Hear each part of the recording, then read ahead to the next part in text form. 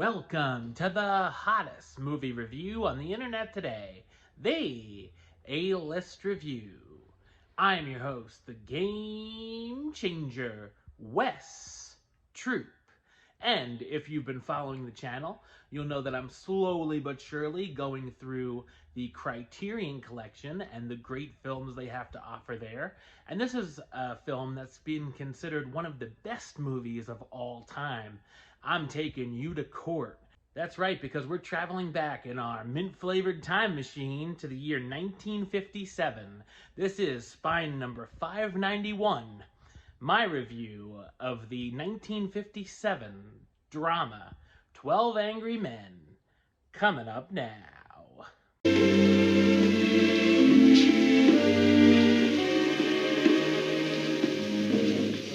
Set in the jury room of the New York County Courthouse, a jury of 12 men are set to deliberate the conviction or acquittal of a teenager who's been accused of stabbing his abusive father to death.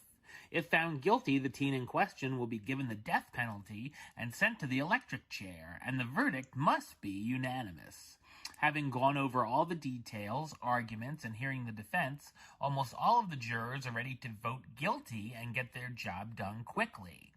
After a preliminary vote, only Juror 8 says he can't vote guilty as there's still a reasonable doubt.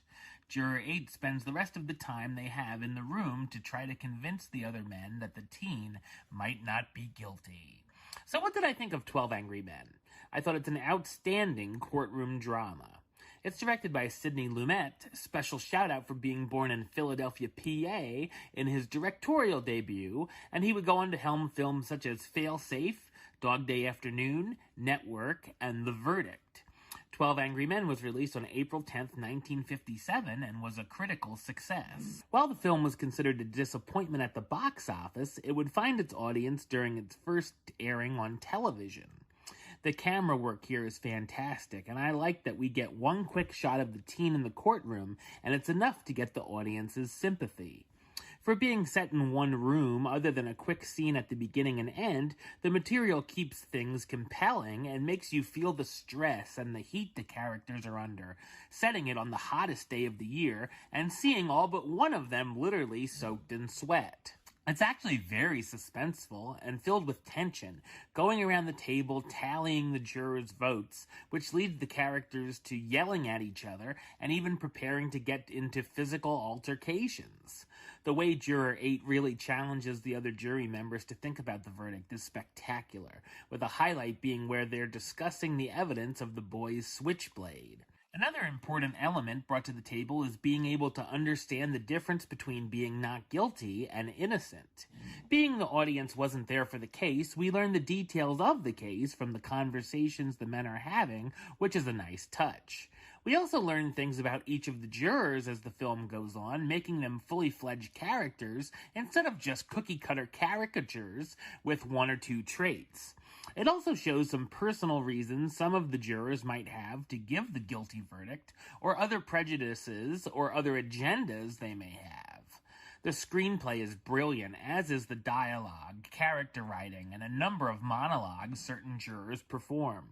All of the acting here is incredible, including Henry Fonda as Juror 8, the one holdout who feels it's not right to sentence the teen to death based on the evidence they have, Lee J. Cobb as Juror 3, the hot-tempered owner of a courier business and is estranged from his son, Ed Begley as Juror 10, the loudmouth garage owner and bigot, E.G. Marshall as Juror 4, the analytical stockbroker concerned with the facts, not opinions, and Jack Warden as Juror 7, the wisecracking salesman more worried about making the Yankees game than the verdict. The film was nominated for 3 Academy Awards, including Best Adapted Screenplay for Reginald Rose, Best Director for Lumet, and of course, Best Picture. 12 Angry Men is an important and thought-provoking film that is certainly an unforgettable experience.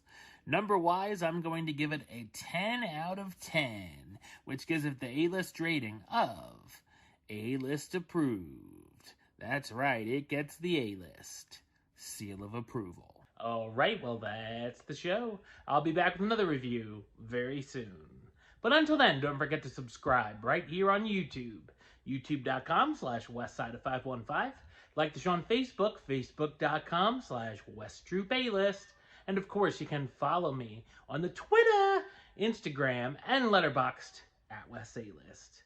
Until next time, Troop out.